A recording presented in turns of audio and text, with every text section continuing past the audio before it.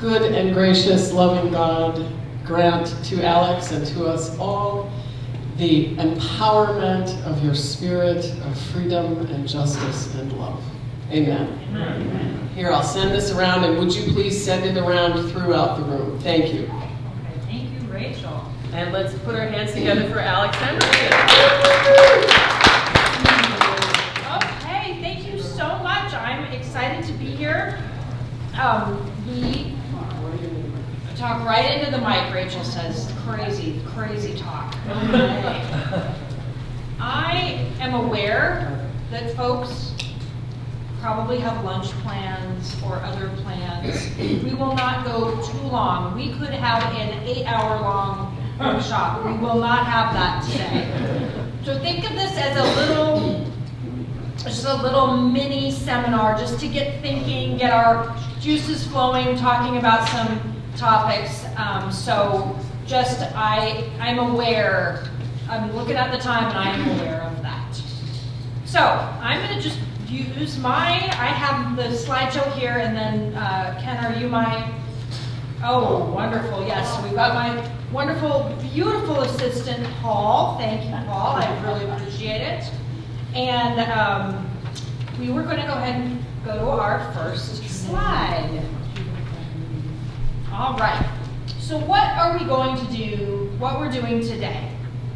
We're going to do two main things. We're going to talk a little bit about foundations, how we got here, how did we get to the place where the PCUSA, the denomination that Mountain Shadows is part of, how did we get to this point where we're having these conversations? Basic understanding of sexual orientation and gender identity. I have an entire workshop I do on this topic. I've done this with college students, with members of our faculty and staff, and you all have a handout. So if you have a handout that has a little picture of a unicorn on the front, please take that home with you, read, inwardly digest. That is just some vocabulary, some basic information. That is not something we're going to go over page by page today, but that's just for you to have that information.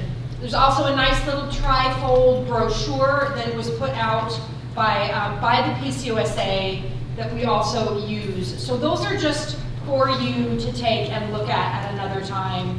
Is helpful with some terminology, glossary kind of things. So just to know that. And so what are we talking about here? We are talking about a theology of welcome. And as Rachel mentioned, that can be narrowly defined, but I'm hoping we're going to think of, all God's people is what I call this workshop. So thinking of that broadly. And then we're going to think about this congregation or individual congregations. What does it mean to build a welcoming church? Discernment, practical steps, and actions. So we're going to get to some of those things. So just to give you a little roadmap of where we're going. Okay, next one. So we are going to talk about conversational covenants. I know this congregation has a covenant of, what is it? What's the language for it, Rachel? A behavioral covenant. Behavioral covenant. It is very common now when we enter into these kind of conversations that have a lot of personal things at stake for various folks. We want to think about what are some ways that we're going to engage in that conversation together.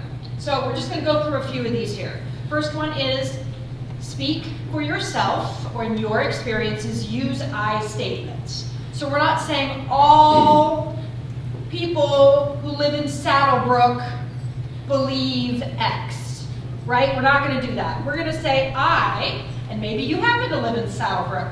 Cool. I believe X, Y, Z. So again, we're really just coming at this from our own experience with our own intentions. Next one. This is really a hard one for me. I'm just going to tell you my confession.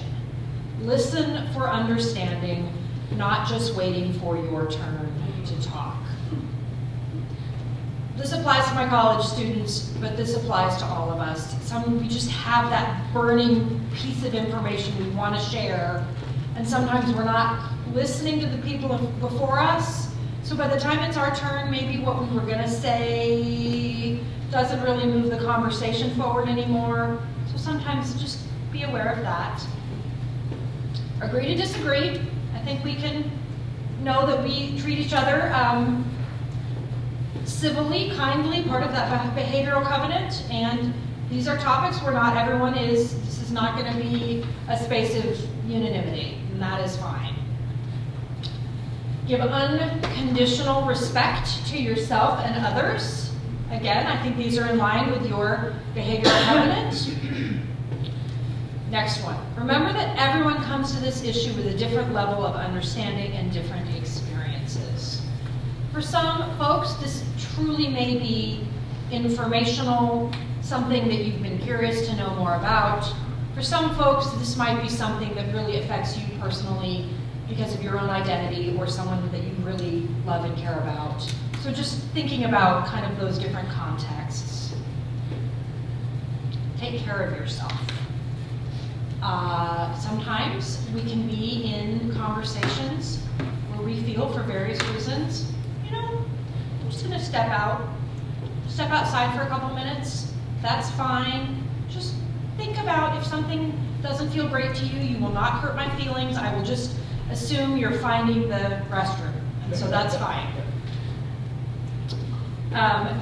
The next one, this is something that, again, I talk a lot about with my college students, and no one has the right to out someone, and in this context, talking about naming someone's gender or sexual identity without their consent. And I want to make this clear, this is folks present and folks who are not present. So if you say, my neighbor across the street, folks here, you think you're being anonymous, but there's a chance that someone somewhere might know them, and they might not have wanted to think that a church is talking about them in some way today. So again, we just talk about how we are respectful of the information we share. Oops, I'm going too far. Any questions on any of these? I'm sorry, do you mind going back 1 second, Paul? I also got ahead of myself.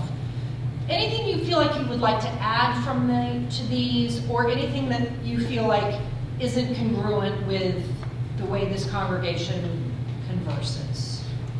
Do these feel like kind of good ground rules? Amen. Okay. Okay, great. All right, I think I'm ready to. All right, PCUSA on a journey. As Rachel mentioned, it's been more than 25 years since the Covenant Network was founded. The Covenant Network was founded as in a way, lobbying organization, which sounds kind of strange, that kind of language to use in the church. But you remember that how a bill becomes a law? Do you remember that, Schoolhouse Rock? Well, it's similar in the Presbyterian Church. A congregation might decide they want to make a change to the Book of Order, to our rules. And so they ask the presbytery. And if the presbytery agrees, then it gets sent to the General Assembly. And then if the General Assembly agrees, then what happens? It has to be ratified by X% of the presbyteries. Very similar to how, amendments to the Constitution might be made. So there were a group of folks, pastors, theologians, folks who were elders, deacons, other active folks in the PCUSA who decided we need a group who at presbytery meetings, at the General Assembly, might take someone aside and say, hey, I know this is an issue that you care a lot about. Would you make sure you share with your friends the theological grounding why you think this overture to the General Assembly changing our understanding of who might be qualified for ordination? That is how this organization got started. So we'll go through a couple of steps on the journey. So in 1997, again in 2001, and again in 2008, there was an effort to repeal the understanding of ordination standards, saying anyone who is called by God, affirmed through the seminary process, all of that, would be eligible to pursue ordination. We do not have a litmus test for sexual orientation. We tried 3 times, got all the way up to the General Assembly. Now these were ERA efforts. We got really close, but we didn't make it. Didn't quite make it. So finally, in 2011, yes, we made it. New ordination standard. So it took a while, you can see, and there had been previous efforts in various ways. So if you're a polity wonk, I apologize. We're having a super quick journey. 2011, there was a new ordination standard. So again, this was approved by the General Assembly, approved by a majority of the Presbyterians. And so at this point, folks were eligible. In theory, theoretically, you could have someone who is identifying as gay go through the ordination process. And let's remember, this is pastors, elders, deacons, anyone who is ordained, holds an ordained office in our denomination. Okay. This was my next one. This was the actual entries in the Book of Orders. So this is actually what was said, that the qualifications had to do with calling, gifts, preparation, and suitability, nothing to do with gender or sexual identity. Okay, then in 2015, right along with the US, we said there was a new definition of marriage. So the new definition was, marriage involves, I'm going to do the next click for me there, marriage involves a unique commitment between 2 people, traditionally a man and a woman, but not exclusively for a couple that includes a man and a woman. All right, next slide. So the next big thing that happened, this was just in 2018, affirming the dignity and humanity of people of all gender identities. And again, you're going to look back at your handouts if you want to talk about the difference between sexual orientation, gender identity. Those are 2 different aspects of someone's identity. And so we're not going to go through all those definitions today, but this is where we talk about affirming the dignity and full humanity of transgender people, their full inclusion in all human rights, and their giftedness for service. Again, this is all in our Book of Order. We have, these are things that have gone through the pathways of our church. Folks have prayed, folks have discerned. So this is where we're going. I'm trying to do as fast as I can so we can get to some discussion spaces. All right, Paul. Here we go. Okay, so what we are developing, what all of these, it's easy to make fun of ourselves as Presbyterians with all our rules and, making these different overtures, and we're so worried about our rules, but our rules are undergirded by this theology of welcome. What does God intend for us? How does God intend for us to welcome God's people? And so welcome is about access to community. Are you able to be a full, active participant in this case, we're talking about Mountain Shadows Presbyterian Church. Inequity of access to community, systemic exclusion is a scandal to the gospel. And we were talking about this in our scripture this morning, right? If God loves every single one of you, then we, with our theology of welcome, welcome and love every one of you. That seems simple, but as you know, we've had it's been hard fought to get here. And then last one, I think, is where things get hard for us. This inaction, not doing anything about this, is where we really, sometimes we think of sin as doing a bad thing or doing something that separates us from God. But the not doing something can result in that separation. I want to put a little caveat at this point in our conversation, which is shame and blame is not what we're doing. Okay? There are so many things that we learn and things that change. If I think of, like I've mentioned, I work with college students. The things that college students do and know and think are like the way to operate in the world as a justice-seeking person are different than when I was a freshman at the University of Arizona. Have you all been somewhere where they say, "Hi, my name is Alex Hendrickson. I work as a college chaplain and I use she, her pronouns"? You heard that? Yeah. Well, I didn't know about that until, 5, 6, 8 years ago. I don't know what. Our students, that just comes so naturally to them. That's just something they do. So part of it is, I can't remember if is it Toni Morrison? If you know better, you do better. That phrase. We know now, so we'll do it. So again, I just want, as we move forward, to not feel like anyone is saying this church, what they have done in the past or what is happening now is not good. What I'm saying is, how might we seek to do more?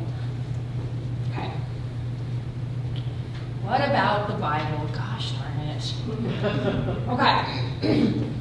Does anyone, here's where I'm looking for a couple of volunteers here. What do we mean when we say proof texting, when we're talking about the Bible? You go to the Bible to get your beliefs verified, rather than looking at the Bible to see what the author actually is saying. Right. And maybe you're just, here I go, good old friend Leviticus. I just opened to Leviticus. Okay. Yeah. Houses in villages, this is chapter 25. Houses in villages that have no walls around them shall be classified as open country. Okay, well, I'm going to proof text that. My neighbors, they don't have a fence around their backyard. It's open country. I can just take it, right? I can do what I want. That's in the Bible. No, right. So this is what we're talking about, the inexcusability of, we have to take things in context. We have a responsibility to educate ourselves. What the heck is Leviticus? I don't know. I opened to a random page and pulled that out. There's a lot of that going on now. There's a lot of that going on. There's been a lot of that going on for a long time. So if you open to some page and it says something that you can say, well, that means churches that have women pastors are terrible churches, not following Jesus at all. Or you shouldn't cut your hair. Shouldn't cut my hair. Yeah. I know there's all sorts of things we shouldn't do. So again, we need to remember we're thinking about what are the themes of the Bible. God so loves us, therefore. What are the themes that we are focusing on in our theology of welcome? We also, again, I appreciate Gay reminding us that we are not focusing on individual behaviors, but on broader principles. Each one of us sins and falls short of the glory of God. I do it every day in all sorts of ways. And I hope, because of the grace extended to me through Jesus Christ, I can do better, know better, and that we as the body of Christ, can do those things. So again, we're really thinking about broad principles, and we are thinking about ways in the Bible that over and over again, God is in favor of those who are poor, those who are marginalized, those who have been excluded. That is, if you want to find some themes of the Bible, it's who is that person that seems the least likely? And that is who God is seeking to do God's work of justice. Okay. Y'all are hanging with me. Thank you. Toward an authentically Christian sexual or gender ethic. Again, we're kind of beating the same drum here. Rooted in love, faithfulness, and justice, affirming sexuality as a gift of God, affirming the goodness of all of God's creation, eliminating binaries as our ethical assumption. That's kind of tricky. What does what does that mean? Say to my kids, say that in your own words. Black, white, yes, no. Right. Women are good, men are bad. We don't want to do that kind of stuff. I laughed at that. Yeah, thank you, Cassie, I appreciate it. Okay, so again, this is a theology of abundance, a theology of welcome, a theology of inclusion, creativity, all of the things that we want to affirm. That's the kind of generative faith that we are seeking. So, what is the problem? That all sounds good, right? Let's include everybody. Let's make everybody welcome. But not everybody does that. But not everybody does that. See, I like when I have a plant in the audience who just is. They call it the hype man. She's my hype man. I like that. What is the problem? What do you think keeps churches from engaging on matters of inclusion? Tradition. We've always done it that way, yeah. Peer pressure. Okay. I think it's more organic than that. It's something that scares me. It's something that moves into my space and says, hey, this is a different way of doing it. You really should look at this, and I don't want it. So it's fear. Yeah, there's fear. There's fear. Yeah. Okay. Yeah. Or just, maybe not even strong as fear, just discomfort. Okay. Visceral discomfort with something that doesn't work for me. Discomfort. Absolutely. Yeah. Yes. Fear. Mm-hmm. That too. Ignorance. Right. Just unfamiliarity. Not knowing what you're not being familiar with this. Absolutely. Feeling that the way we're doing it isn't bad. We're including everyone. Right. We Right. love everyone here, but we won't use the language or do the things. Okay. Cassie gets the first gold star, so we're coming back to Cassie, but thank you for the way you said that. Yes. Okay. So we're doing it ish, right? Okay. That's a good one. Okay. What do you think keeps people from knowing they will be welcomed or feeling welcome once they are there? And you may be able to speak from your own experience. When you came to this church, whatever your identity, whatever your background, tell me specifically, tell me something specific. I'll tell you something that used to make me feel very welcome back when I had 3 kids under the age of 5. I'll tell you something that used to make me feel really welcome. When the restroom that their father was using had a diaper changing table. No, that means we'd have to use it.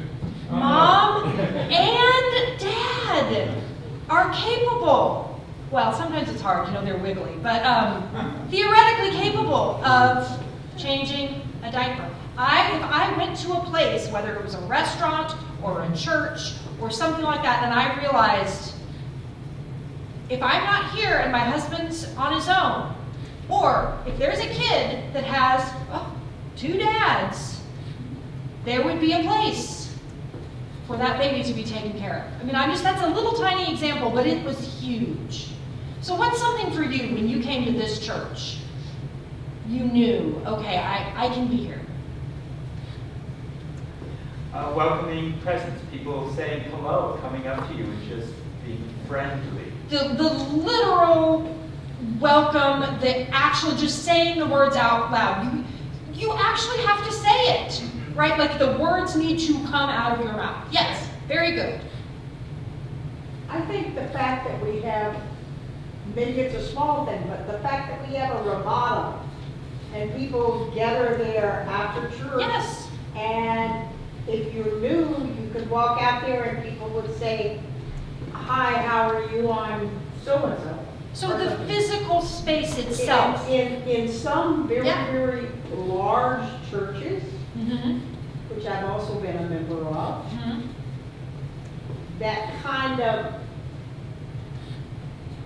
personal touch Right? or the ability to have it doesn't exist. Right, or I mean, churches back east where I am, sometimes the fellowship hall is, down in the basement or upstairs and no one tells you and there are no signs. This one, well, yeah, you walk out and there's everybody right there. So yeah, that's... Yeah, if you come here, you gotta go out that way most of the time. You have Right. to go out that way and somebody's gonna say Somebody's hi. going to say something. Yeah.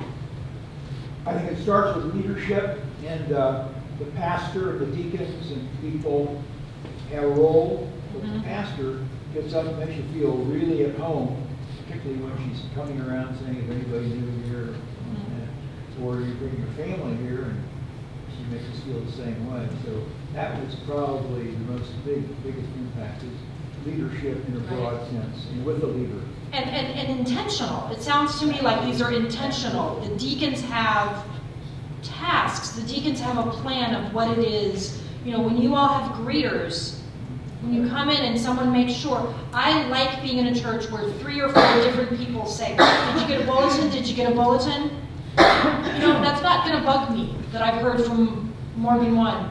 That making sure, I want to check in. I like Rachel's, okay, I want to check for prayer requests from everybody here. Then that intentionality. Sometimes we think things are just going to happen and work out.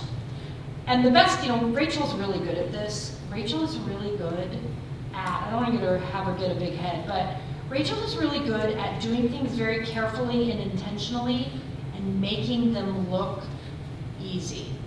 This is one of the things she's really good at. She can be very casual in her conversation, but I know she is mentally going through her checklist. The fact that when someone offered a prayer request, there were 3 things, and she couldn't remember the 3rd one, she didn't just skip it. She didn't just skip it and say, oh well. She asked, what was the 3rd thing? Oh, we're praying for Ramadan. That kind of intentional leadership, you matter. That prayer requests matter. The person who is offering that prayer request is important to this place. I was shocked because she has a great memory, I surprised one time. But I don't know the person who was on the, but yeah, that was a lot of prayer requests. So we'll cut her a little slack. Yeah. She's getting older too. Yes.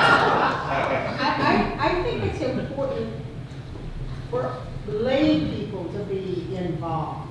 Yes. There's a lot of churches that it's so formal, you'd be afraid to be friendly. You don't want to do it wrong. No, that's really important. And I mean, this is who we are as Presbyterians. How many people in here are ordained as a deacon or an elder or some kind of office? Yeah, a lot of people. A lot of people. So let's just think about the fact that if you are ordained, if you are a member, if you are an active visitor, all these people have a role to play. That's really important. All right, let me get one more. Yeah. In fact, the other welcoming thing that really impressed me from the beginning is the fact that she remembers people's names. It's amazing how she does that, because I can't remember anybody's name. Right. Someone chose your name. And when you come in, it isn't just that you remember someone's name, You were baptized with that name. You are baptizing a baby. I've done it many times. You say to the parents, what is the name you've given this child? And so this is a theology of welcome, not just like, oh, that lady who sits in the third row, today she's got on a green sweater. But my vision, Pamela is here. Pamela is sharing her experience with us, and that is really important, being specific, naming names, really great, really great. Okay, here's where you can a little bit tattle on another church. We're not going to name it, we're not going to say First Presbyterian and wherever, but what are some challenges you've seen in churches sharing their welcome? What are times when you've gone, I'm not sure? Yeah. As a gay person, even in most churches, if you are perceived as being gay, there are people who will just turn right off, who if you even say hello to them, they'll turn their back on you. So people who have prejudice. Absolutely, right. Okay, absolutely. Thank you for sharing that. So straight up, there are just people who are not doing the thing that you mentioned before. Welcome, we're glad you're here, what's your name? Absolutely. That is a reality. We think that's not a reality anymore, but it is still a reality. Absolutely. Yeah. Some churches have a problem with cliques of people who want to be together and they don't care about anybody else. And somebody comes in and we don't need any new people. We're comfortable the way we are. I don't understand why we're not getting any new members, but when these people come outside for coffee, we don't open up our circle, right? We don't, yeah, absolutely. That's a great, yeah, I mean, isn't this, I thought when I was in junior high, that was when it was going to be the worst, but it happens in your life, doesn't it? Your workplace or your neighborhood, and you find out, well, they had a block party and they didn't invite us? Yeah, we still think there are some cool kids and some not cool kids, and that's really not what church is about. Absolutely. Pamela.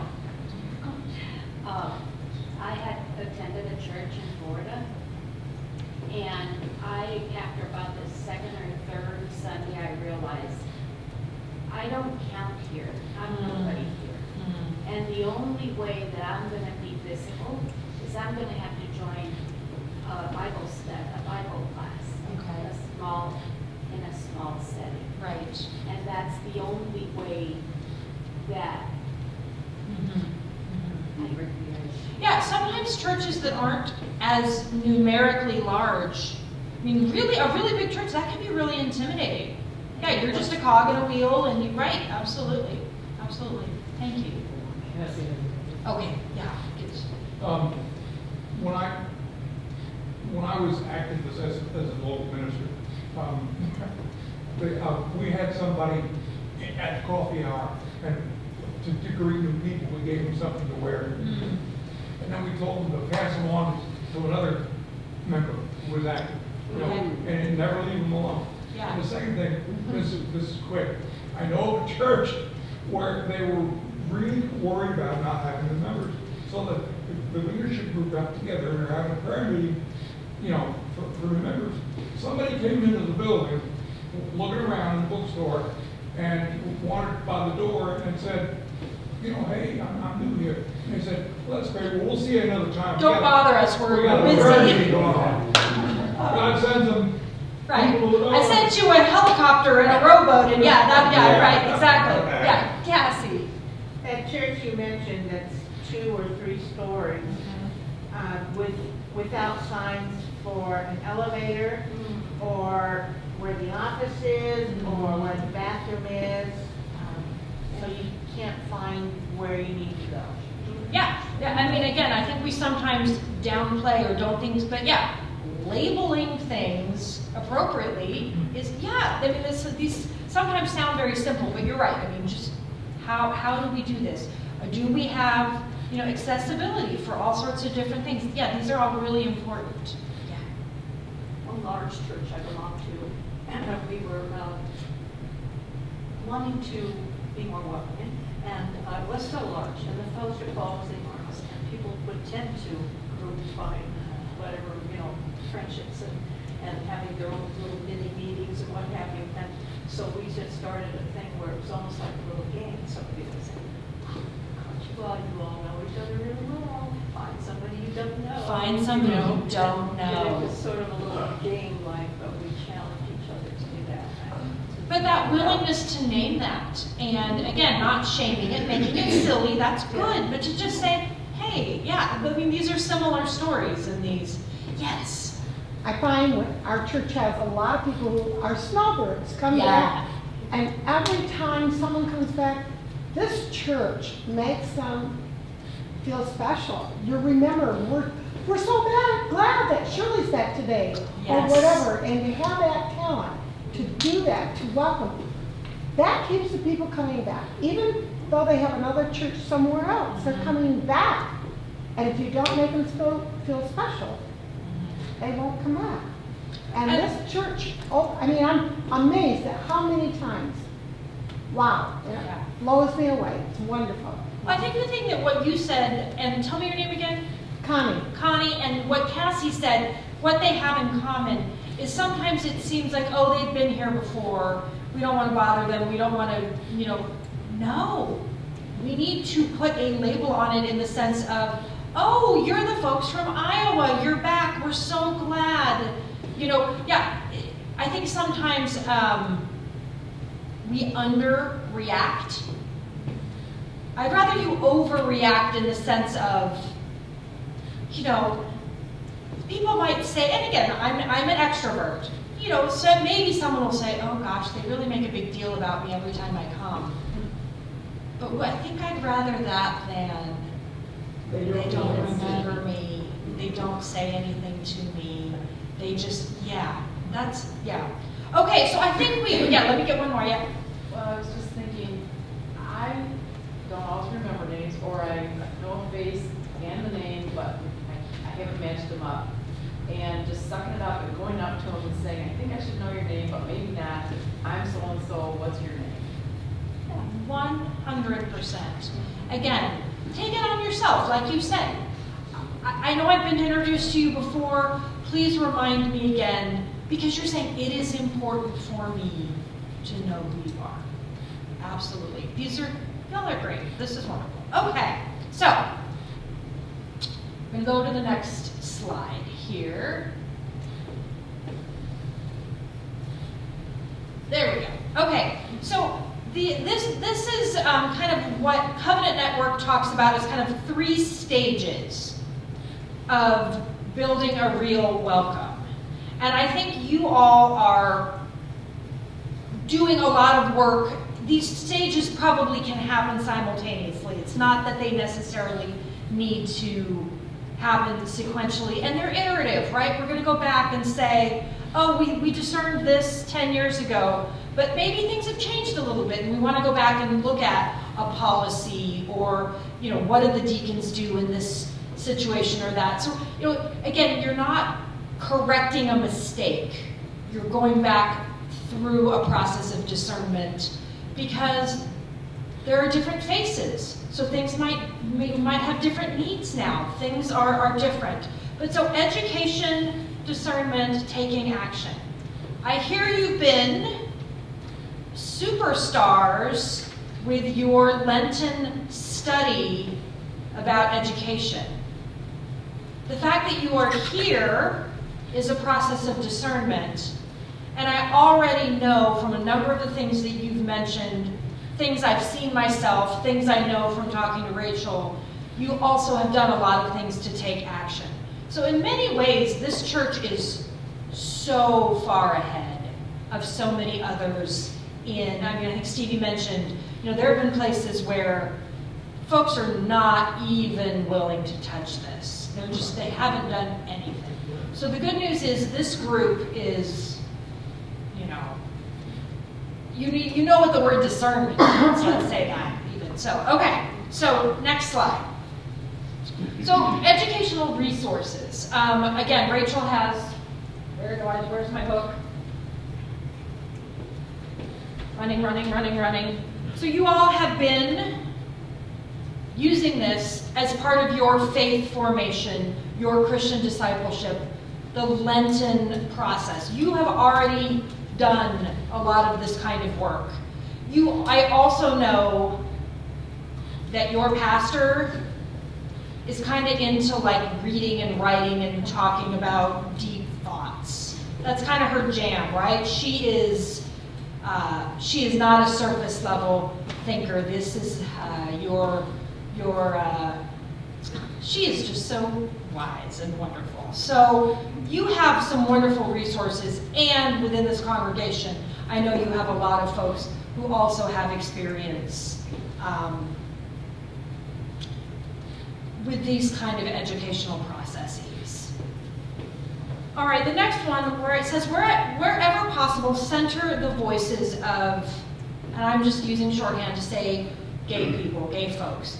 What do I mean when I say center the voices of? Listen to them. Listen to them. Yep, absolutely. What else? So who knows the most about you? You. You know the most about you. So who probably knows the most about being a gay person coming to join Mountain Shadows Presbyterian Church? Thank you. Gosh, you guys are amazing. So smart. Yes, I think sometimes we are quick to say, well, maybe we should try to do this, maybe we should try to do that. Those are great to brainstorm ideas, but sometimes it's really important, if Cassie is the one bringing a baby to church, to check with Cassie to see, are the changes we're going to make related to what it means to have infants at this church? Maybe she's the expert on that. As I said, I'm so sorry, that was very rude. I apologize. She is. But yeah, we're centering, we're saying that the person who has the most knowledge, the most information, the most skin in the game, right? So We ask. ask, but also in a way that is, I don't want someone to tell me what it is that I want. So again, it's a dialogue, it's a conversation, it's a process. It's not a, hey, will you fill out this quick survey? This is about building a community. And the other thing that's going to be, and this is just, we're so good at this at Presbyterians, one of the things we're really, really good at is being slow. Doing things slowly. But in these kind of cases, you know, okay, what kind of cookies are the folks going to serve out on the patio? I trust you. If you were the cookie purchaser, go wild. Pick whatever cookies you want. But if you're making decisions that are very deep and foundational to who you are, it's actually a good idea to move kind of slowly, deliberately on those processes. May I comment briefly? You may, Rachel. Well, a year ago, anybody who wanted to, and quite a few did, we gathered in this room as a congregation to just kind of hear each other about how are we doing as a church, how have we done, where are we going, and several months after that, when the session went through a comparable and even more rigorous process of asking those kinds of questions, the session set goals to pursue between 2023 and 2026. Okay. And among those goals was to explore a relationship with the Covenant Network of Presbyterians in the name of a wide welcome. Okay. So, but here we are a year, to your point, of step by step pursuing that goal in the name of a larger goal, inclusion. Right. Thank you, Rachel, that's really helpful. So yeah, it's okay, or I should, I know this in a room full of Presbyterians, but it's okay to be slow and careful. But you have to be welcome to change. Amen, sister, you have to be open to change. And again, the folks, whenever I do these, it's often I know I'm preaching to the choir, friends. I mean, you're the ones willing to stay after church and, let the Lutherans get to the restaurant first, so thank you. Well, we are very hungry. I know you see me, whoever made this trail mix that has M&Ms in it. Okay, use ample resources. There are so many things out there, but make sure that they are what you think they are. As you know, have any of you ever had a child in your care and you let them watch something on TV or a movie, and partway through you have to leap forward and throw yourself in front of the screen and say, we gotta turn this off, because it wasn't what you thought it was gonna be. You didn't realize there was gonna be that scene in the movie. Books, videos, speakers, one of the ways that you can do things slowly and carefully is, as a team, as a group, make sure that whatever you are using, you have vetted, you have read. You don't get partway through and go, wow, okay, this isn't really what I thought it was going to be. It's not that you can't learn. You can definitely learn from things that are maybe not completely congruent with your theological convictions. But just know what you're getting yourself into, because there are some things out there that are not so great, so that's another conversation. Again, Covenant Network of Presbyterians, the good news about our connectional church is there are so many people that have walked this path. There's so much stuff out there that you don't have to reinvent the wheel. Yes? Do you mind defining or telling me what that is, Covenant Network of Presbyterians? Yes, so when I was talking at the beginning of the presentation, when back in the mid-90s, when a group of folks really started thinking, God is calling us to work to change the constitution of our church, to be inclusive. This is the group that was founded, and there are those of us who serve on the board. But what can happen, and we'll get to this at the very end. Congregations can choose to align as to say we are a Covenant Network church. And that is something that you put on your website, something that you put in your bulletin. It's a way, as folks mentioned, when you come to a church and you open the bulletin and it says, you see that little logo, you think, oh, this might be a church that cares about this issue. This might be a church that's trying to make sure. So, yeah. I'm trying to cut through the generalities and get specific. Yes.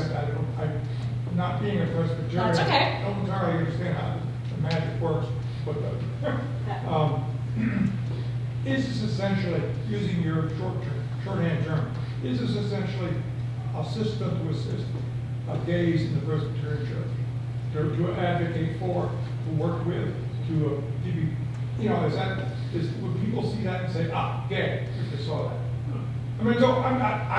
I would say yes. I would say yes. I think that is one. Yes. I told you earlier, I kind of paid dues on this issue. Mm-hmm. Okay? Yeah. But I just want to know if that's the short of it. Yes, if you walk into a business in downtown Tucson and there is a rainbow flag out front. Yeah, gotcha. Okay? Yeah, absolutely. Yeah, that's a good question. All Thank you. for it. Yep. Okay. Welcome statements. Okay, where's my bulletin from this morning? This is the part where I want us to just think about future, not about things, but just what might we do? The very first bullet point here says, all are welcome. All are welcome. Okay, next bullet point. Many churches have some kind of statement of welcome on their website, put it on their bulletins. This is something, as we're taking action, one of those things we do, that's there. Okay. how do we ensure that this statement is more than just checking a box? Okay, so we were talking about that earlier. What are ways we concretely make sure that we are welcoming folks? So could you give me the first one here? Will you speak to them? Right, the things we were talking about before, absolutely. You want to make sure that this is not just something that you quit seeing, right? You just quit seeing it because it's been on there for so long. It doesn't really mean anything anymore. It's just part of the background noise of this bulletin. You got to do all the things we talked about, right? Okay, next one. Be specific. We welcome everyone. What exactly does that say? I mean, it's let's say it's 100% better than nothing. Whoever you are, doesn't make any difference. Well, whoever you are, it doesn't make any difference. Okay, next statement. Maybe you can use specific phrases, especially when you're going to put documents that are maybe on your website, if folks are going to do some research before they come. You have a welcome card that you might have in your congregation. What does it mean when you all are welcome is good. That is good. But what might be better is I love the last one. all kinds of families and individuals. All kinds of families. Types. Yeah, they're different. Right. There's lots of different ways that these could be discussed. And again, I think it's helpful to be specific.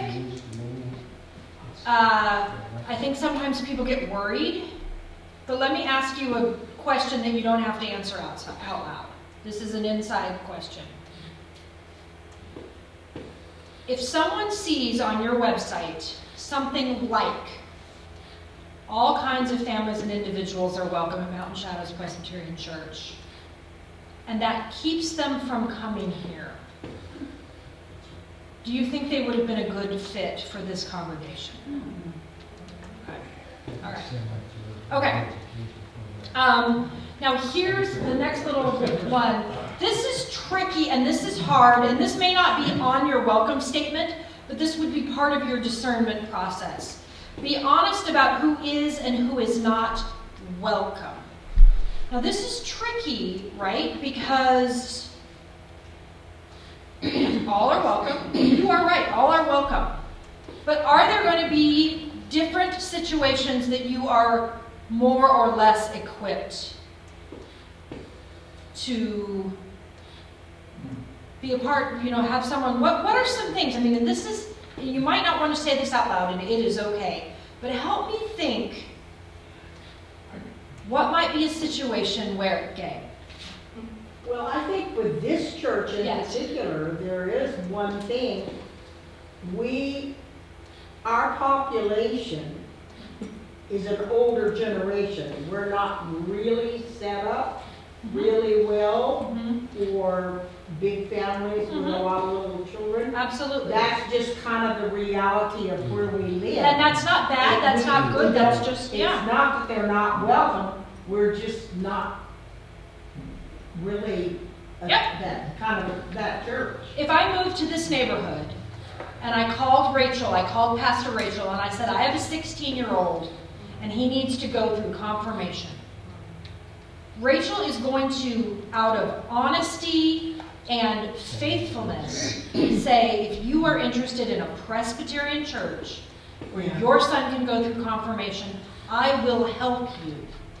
But she's probably going to say, I need to be honest with you, we don't have a big youth group where there's confirmation. We don't even have Sunday school. And that's okay, but that is being honest. You're being honest about what that looks like. There are churches where maybe, again, I'm talking about back east, big, old, historic churches. It might not be physically welcome. They may not have an elevator. They may not have, there are things that might not be. You need to be honest about that, because it's not going to be great if someone shows up with a mobility issue and they've called on the phone and they've told you, I have a mobility issue, you're not going to say, oh, that's fine, we'll figure it out. You're going to want to be honest with them about what it is you can and cannot do. Right? That doesn't mean you're turning them away. What you're doing is figuring out how, and so I think this is where we have to be honest about. Yeah, someone back here. I don't know how we would feel if somebody who either doesn't know or is not capable of following our worship norms of sitting and listening, or, you know, if somebody has a mental health issue and they're talking out loud or just not our norms of behavior in worship, what would we do? Right. What if someone who is Pentecostal and speaks in tongues, and that is their expression of their faith, their true expression? It's not that they're welcome or not welcome, but again, we're going to be honest about what our practices are. We are the frozen chosen. God loves us. Right. Okay. We're getting close here, but I want to get to a few more on these. Oh goodness. Okay. So be honest about we welcome including rather than we welcome regardless. So again, sometimes it's very helpful to say we welcome and to really talk about we have an active ministry to folks in their retirement years. Like that would be a really good thing to put right on your website. That's true, right? What are some other things? Folks who have an interest in participating actively in really collaborative music. This church is really good at that. I think sometimes it helps for folks to just say, you know, right out loud, what are those things that you are really good at, and naming them. So I can imagine a fun day of doing some brainstorming around what are some cool things that we know how to do. You just have the most handsome and talented audiovisual team. I mean, my gosh, right? Putting that right out there. Okay, and the last one on here is your welcome statement is a good place to link or list specific accommodations for access. So I think this space, when I look at those back double doors, when I look at the fact that the chairs in here move, if I'm someone who, back when I used to have a double stroller of 2 kids, I would be able to get into this room, right? So to say that there is access for folks that, again, may have limited mobility. This space has that. You know, those kind of things are really helpful to just list right out loud. Okay. Alex? Yes. I just want to point out really briefly, it's not in our worship bulletin, it is on our website, and it's on this card, which it's a welcome statement, and it states, among a number of things, such things as Jesus welcomed everyone, we affirm the gift of all people, including LGBTQIA+ folks, and we resist racism and other evils, feed the hungry, and specialize in celebrating older adults. It's the kind of statement that we could still work on, but in case you didn't know we're making it, we're making it. So that's really, again, being very specific. Okay, so we're in the home stretch, folks. You've almost done it. So again, what might taking action look like? And again, these are just some examples. There are so many things you could do. But again, language. We've talked about language. We've talked about facilities. We've talked about pronouns. That's a kind of a conversation for another day, slightly larger conversation. But sometimes these kind of buttons, I think there were some actually sent from Covenant Network that say she, her, they, them, he, him. And, you know, on my email signature that I use a million times a day, at the bottom of my signature it says Alex Hendrickson, in parentheses, she, her. I do that because sometimes people are surprised that this is Alex. That's okay, right? So there are all sorts of reasons. Sometimes it is signaling certain things. Sometimes you're just giving someone more information.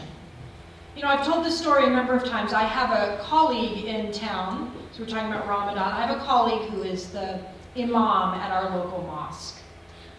And the first time I met him in person, we were talking on the phone to make plans to meet in person, and he said to me on the phone, when I meet you, I won't be shaking your hand. In my tradition, I, as a man, would not be shaking the hand of a woman that I'm not directly related to. You know what? I really appreciated that. I really appreciated that, so I didn't have to feel like a dope when I went, you know, and then he had to say, you know, it just made me feel like it, so you're just giving someone a little bit more information. It doesn't have to be some big political statement. It might be that for you. That's fine. But you're just giving someone, a lot of this conversation really is just about what makes people feel better, more secure, more welcome, is to just know what you're walking into. Know what you're walking into. You're helping them by giving them more information. Visibility, again, representation, signs and symbols, community activities. These are things that you might engage in. Publicity, websites, welcome statements, public witness. Our Presbytery had a booth at Pride in Allentown. No, we were in Bethlehem, Pennsylvania this year. It was so fun. All the Presbyterians, we just had this great booth, and we met so many interesting, wonderful, nice people. That was a blast. I recommend that.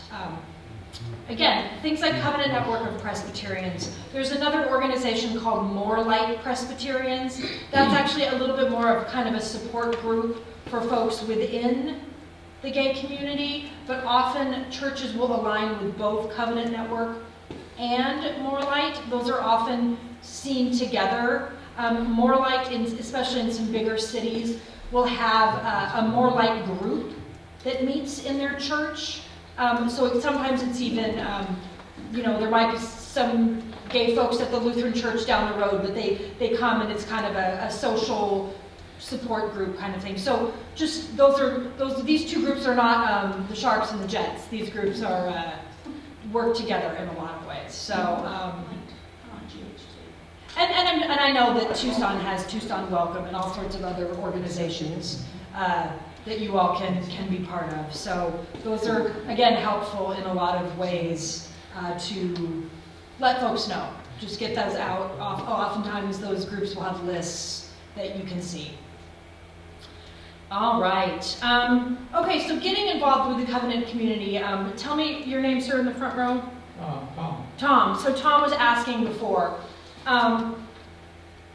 Affirming the call to the Covenant community, really what you would decide if this church decided it wanted to start putting that Covenant Network logo somewhere, is that you're affirming, and you would probably have this conversation with your pastor, bring it to your session, bring it to your congregation, talking about we are committed to welcoming and including and seeking justice for LGBTQIA. The plus has not actually gotten added by our board yet, so that tells you we're in process. People in church and society, that's what you're affirming. That's what you're saying if you decide you want to be a Covenant Network congregation. And you're thinking about how can you do exactly what we're doing today, expanding welcome. What are proactive, practical steps? Supporting this effort throughout the church. I'm sure you all are well aware that these kind of organizations have money, need money. And so most of the congregations that are affiliated with the Covenant Network do offer some support out of their mission budget, and then often individual members will also may choose to support. And this is one I can tell you, it can be, there are no dues, there are no official amount. It's really what a congregation discerns is appropriate for them. And again, telling your story. I was at a large day-long Covenant Network workshop in Delaware back in November, and there were a number of different workshops that day, and a couple of them were led by folks, queer folks within, gay folks within congregations, sharing their experience. And those were some really powerful workshops because those folks chose to kind of tell their story about how they arrived at this space. All right, next one. Okay, congregational inclusion checklist. Yes. I haven't shown my ignorance here. Yes. I'm not entirely, I'm good up to the T, maybe part of the Q, but I don't know what, we're always adding extra letters. Where is your, did you get one of your brochure? If you didn't get it, you need to get it on the way. They're on the back of the chair. Oh no, the handouts that I brought, that I, we have to show a handout, show that one. That one, yes. Thank you. Yeah, there's, so this is some of the stuff that you can talk about, you can read some of these things. But if we're talking about transgender, LGBTQ, queer and or questioning. What does that mean? Well, that's a great question. Again, queer is, if I'm going to turn to this page. Raise your hand if you didn't get one of these, and I'll bring you one. Yeah, on page 2. Okay. And I can tell you, college kids use the term queer. They have really reclaimed that word. That used to be a slur. We didn't want to call someone queer. Now many of our students are choosing to claim that term as something that feels, Rachel, did you give him this one that was the... We ran out of we them, ran out. and Okay, we we can print more of can these. send it out, we can print more. Okay. One per household would be helpful. No, we can make more too. Yes, and we can indeed. Okay, so a lot of those terms in glossary, I'm going to encourage you to look through some of that. Thank you, Steve. We never, okay, so we're not going to talk about the definition. We are actually not going to go through all of those definitions. We're going to continue on this because I have a few little questions at the end. But yeah, intersex, asexual, there's different terms that we're... where am I? Okay, so hiring staff, recruitment of volunteers. Is there time in training spent on how your faith community lives out its welcome? Again, I think I heard at the beginning that the deacons here have some very specific tasks. And making sure that whatever those might be are cognizant of this population and this topic. How often does your faith community offer adult forums? You guys are getting, again, all your gold stars on that one. Wedding ceremonies. Wedding ceremonies. You know, that's just something that some churches, you know, can think about if there's a wedding policy. We don't have any weddings, period. But we could, and we would. Right. So yeah, just looking at wedding policies, thinking about, you know, again, some of these are for bigger, these are slides that are coming from other places, but you know, sometimes there'll be, you know, the bride's room and the, you know, these kind of things. You just being aware of the fact that maybe this is just some sort of room that's a parlor or a, you know, there's just ways to think about that. If you're coming to get married at a church and there's no bride in your wedding, you probably don't want to get assigned to get ready in the bride's room. Okay. And then again, offering prayers that explicitly name topics of inclusion. And I know Rachel is very good at that. But that's just, you know, something that really is helpful. I know it's helpful when I hear folks in my church lift up, I'd like to pray for my brother, you know, Stan and his partner, Jean. Like, it's very helpful to say those out loud so folks hear that in church. All right, next one, signs of hope. Okay, we're gonna do about 5 minutes total on this last couple questions. First question on here. How has experiencing welcome changed the life of someone you know? And you may want to share this out loud. You might want to just think, can one or two folks share an example? Rachel. I believe that experiencing welcome in Cassie's life and in this congregation's life has transformed the lives of children who are in foster care and go from exceedingly fragile and vulnerable to flourishing. They get a lot of extra grandmas and grandpas and aunts and uncles, don't they? Yeah. Awesome. Okay. Is there another example? That's an amazing one. Thank you. So that's one maybe to just to be thinking about. Okay. How has expanding your welcome changed you?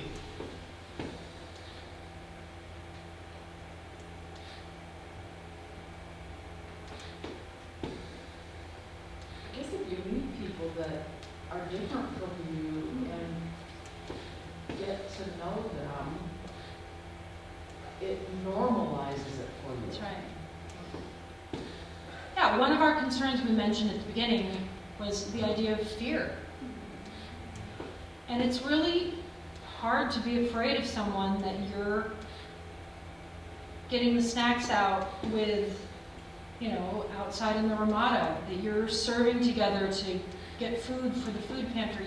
Yeah, it's hard to, when you realize that this person is a human as beloved of God as you are, it's hard to not also fall in love with them. Absolutely. Yeah. Mm-hmm. I used to be very afraid of being disabled, of being accepted, and especially in my workplace for being disabled. This church welcoming me with that disability has actually empowered me to love my disability, to accept my disability, and flourish with it. And help me be of help to others with disabilities. There's the gospel of Jesus Christ right there. Thank you. Yeah. Thank you. And continuing with my kids, having the quiet room it wasn't meant just for me to take crying babies into, but having that means I can come to church.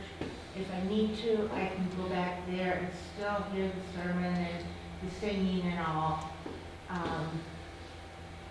Makes all the difference. Otherwise, I'd have to stay home. Right, so it's not just, oh, Cassie, of course we want you to come, of course we want you to bring the kids. No, we're going to make this possible. Yeah, that's great.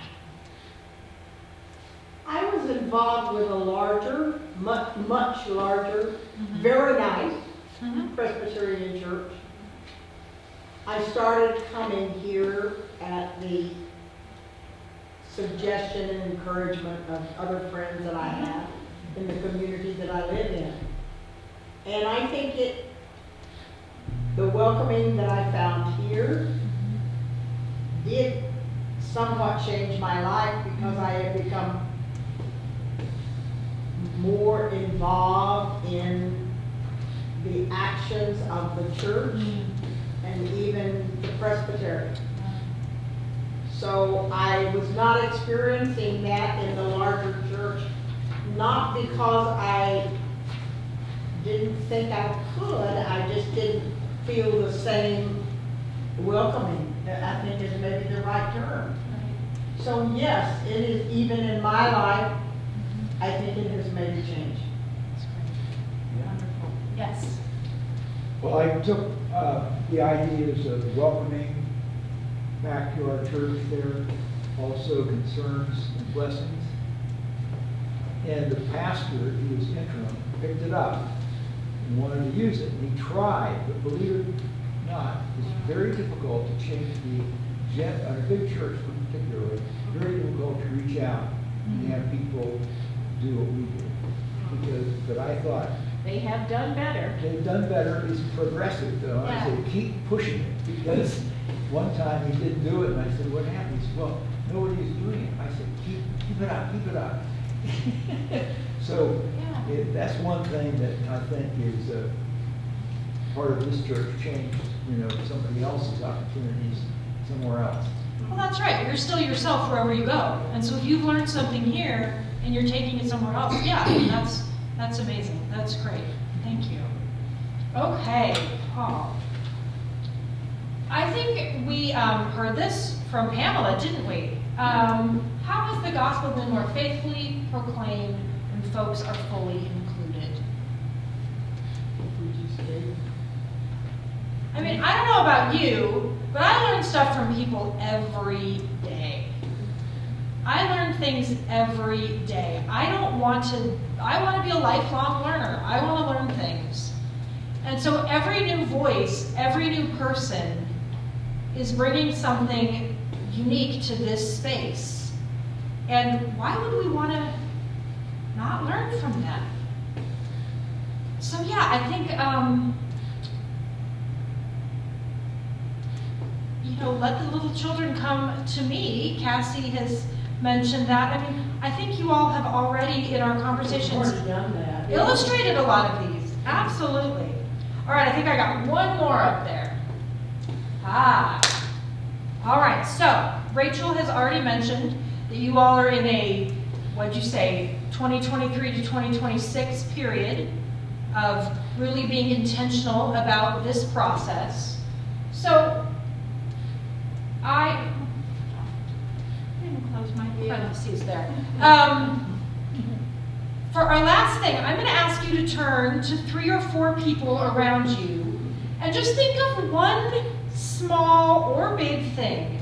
And then we're going to come back, and that's going to be our final activity for the day. But just 3 or 4 people, what is one thing you'd like to accomplish? It says in the next year, but I'm going to say through the 2026 process that Rachel mentioned. Well, and I will mention that span is for a whole bunch of goals, of which exploring a relationship with Covenant Network is one.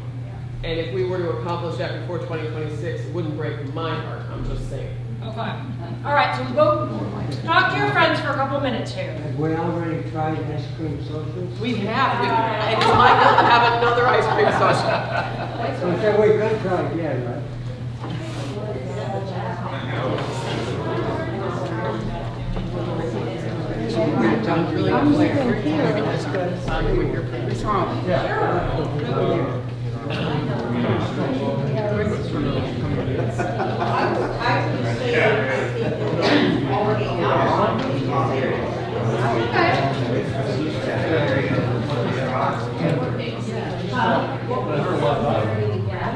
All right, what's this team gonna do?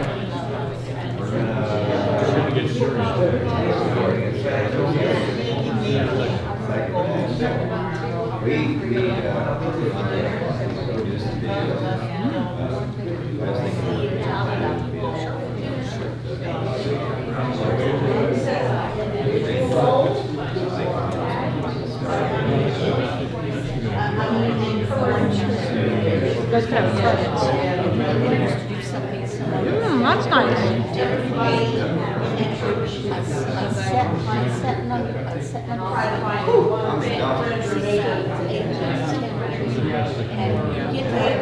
Maybe that's a version. Maybe that's, and you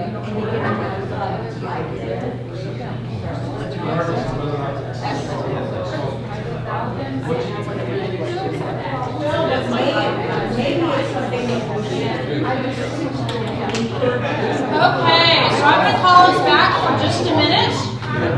And I would like to take a couple of examples here. I'm going to call on the WAVE team first because I heard what they are thinking of. WAVE team, what's your goal you might look into?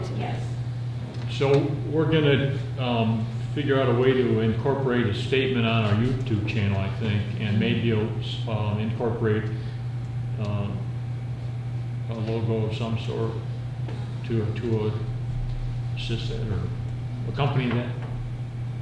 Great. So using the YouTube to be a little more specific about, the pin, the logo, there's something, absolutely. All right, what's a couple more that y'all are thinking? Yep.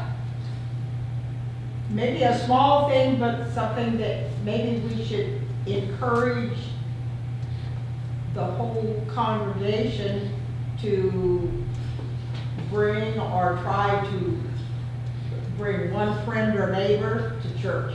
Bring a friend to Sunday is always a good one. I like that one. Yeah, those are good ones. I like that one. That's great. Great. All right, Pastor Rachel, you have a Chris and I are in a group, and we talked about the challenge and the faithfulness, I guess I'll say, of practicing welcome even toward those who may disagree with us, with oneself, theologically, or who may not yet be, if I can say it like that, where we are in our theology of welcome. And can we welcome folks who have some questions or discomforts with radical hospitality? Yeah, right. Yeah, it's not saying you're doing this wrong. Come be with us and let's be in conversation about this. Great. Did I get that? Yeah. Right? All right, the back group looks like the fun group. What do you all think? Well, you didn't give us enough time. Okay, I'm so sorry.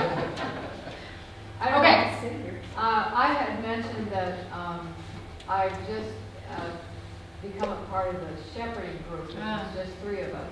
Nice. And one thing that we discussed at our last get-together meeting was that we needed to do something else about our name tags.